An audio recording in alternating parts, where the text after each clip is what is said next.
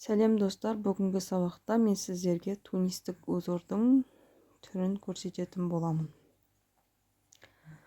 Бұл узорды детский плеттер тоқығанда қолдануға болады, повязка тоқуға қолдануға болады.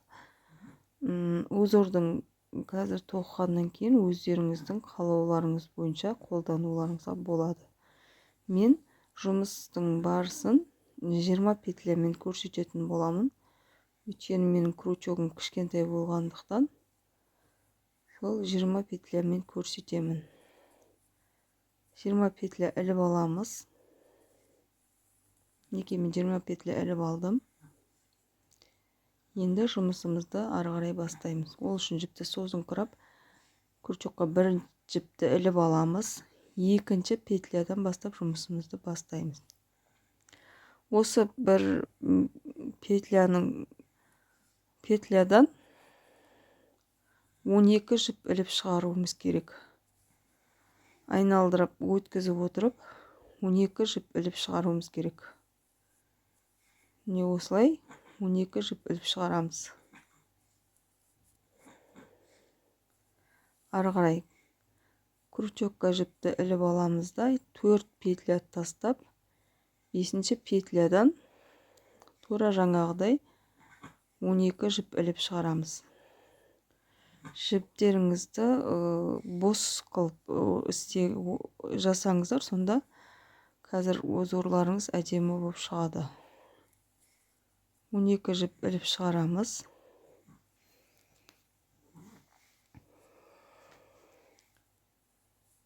Мінекей 12 жіп іліп шығарамыз. Тағы да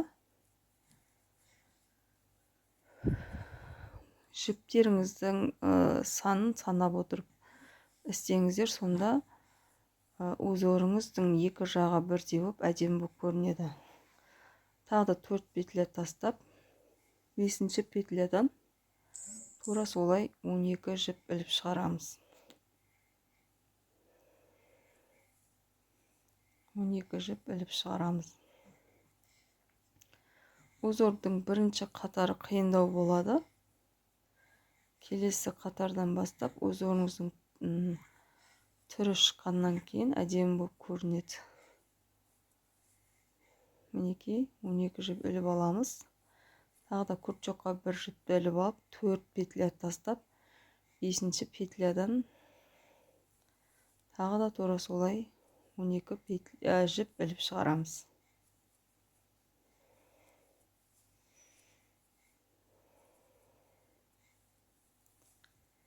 12 жіп іліп аламыз.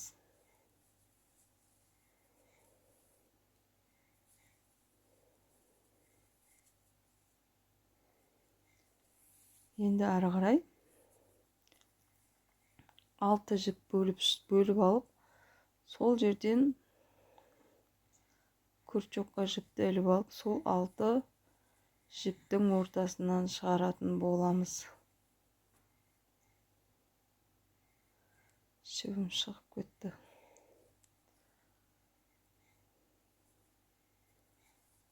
Мына 6 жіптен өткізіп шығарамыз. Мінекей. Енді крючокқа бір жіп іліп аламыз. Ары қарай қалған 6 жіптен өткізіп аламыз. Мінекей 6 жіптен өткіздім. Тағы да бір ілмек іліп аламыз крючокқа. Ілмек іліп алып, бірден 6 жіптің ортасынан шығарамыз. Мінекей бірден 6 жіпті өткізіп шығарамыз. Мінекей 6 жіптен шығардым. Ортадан бір ілмек іліп аламыз.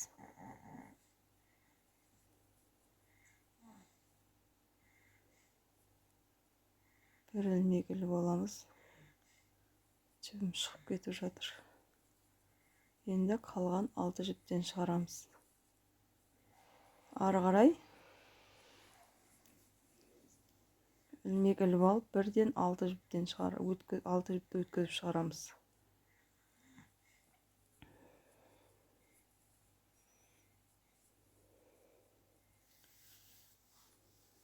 Міне 6 жіпті өткізіп шығардым. Bir ilmek іліп, екінші ilmekті іліп, 6 жіптен шығарамыз.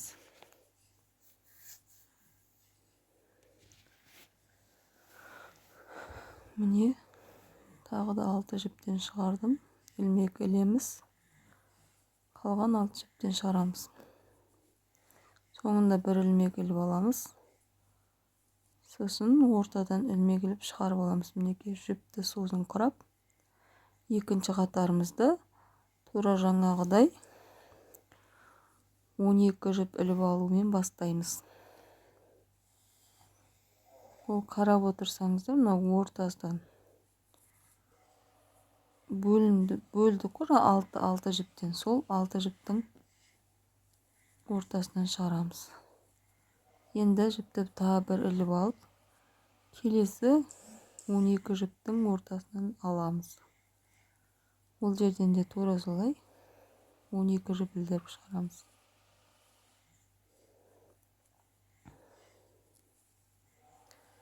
Он екі жіп іліп аламыз.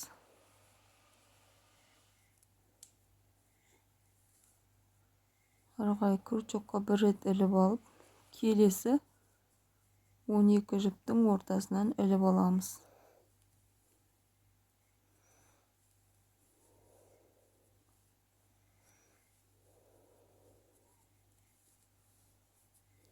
Он екі жіптің ортасынан 12 жіп іліп шығарамыз.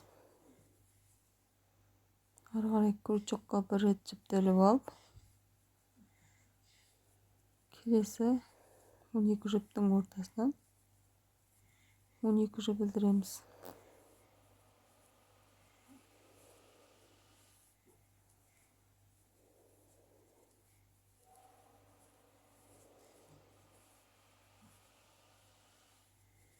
Міне енді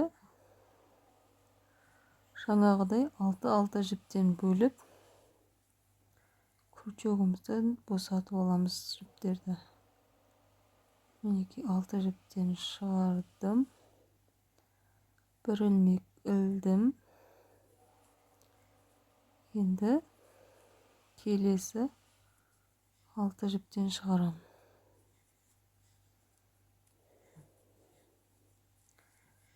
Тағы да бір ilmek іліп,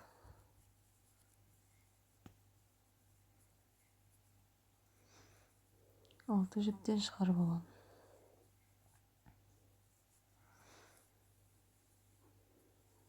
Бір ilmek іліп аламын да, келесі 6 жіптен шығарам.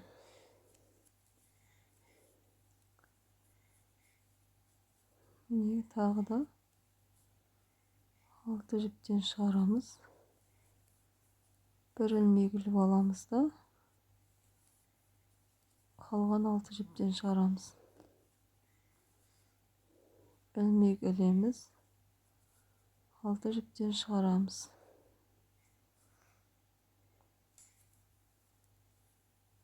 Бір ilmek іліп, келесі 6 жіптен шығарамыз. Ilmek іліп аламыз. Мінекей осындай өзір шығады. Ары қарай үшінші қатарды тоқу үшін өзірдің ортасынан іліп жіпті шығарып аламыз да, тура жаңағыдай сол ортадан 12 жіп ілдіріп шығарамыз.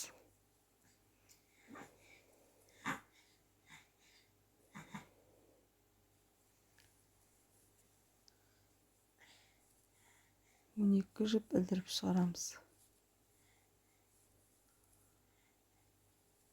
Ары қарай келесі 12 жіптің ортасынан тура солай 12 жіп ілдіріп шығарамыз.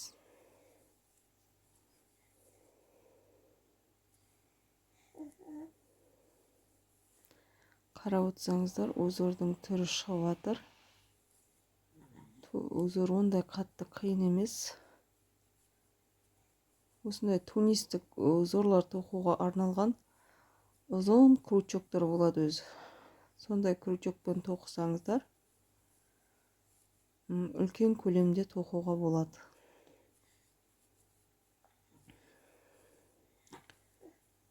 Мінекей тағы да 12 жіп ілдіріп аламыз. Бір жіп іліп алып, келесі 12 жіптің ортасынан 12 жіп ілдіреміз.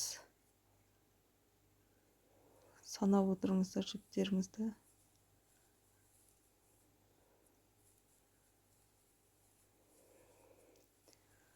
Енді мен жаңа бірінші қатарда шетін тоқуды ұмытып кетіппін. Міне соңындағы ілмектен бір ілмек іліп алып, жіпті созып, тағы да бір ілмек іліп аламыз. Өйткені жіп өзінің көлемімен бірдей болу керек. Енді барлық сол жіпті 6 жіптен өткізіп аламыз. Мінекей тағы да бір ілмек іліп алам. Қалған 6 жіптен шығарам. Жібім дұрыс шықпай қалды. Қалған 6 жіптен шығарып алам. Бір ілмек ілемін. 6 жіптің ортасынан шығарып алам. Ол жерге бөлек бір ілмек іліп алу керек. Міне екінші ілмекті келесі 6 жіптен шығарып алам. Мінекей. Міне 6 жіптен шығардым. Бір ілмек іліп алып, екінші ілмекті қалған 6 жіптен шығарам.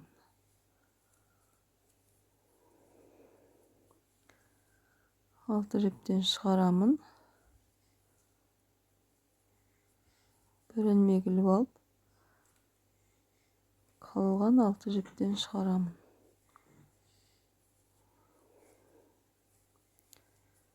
Мінекей.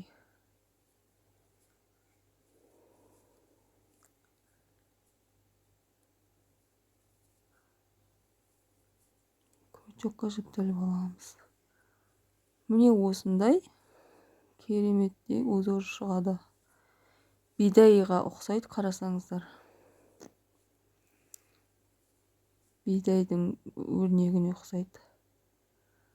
Осындай керемет тунистік узор шығады. Зейін қойып қарағандарыңызға рахмет.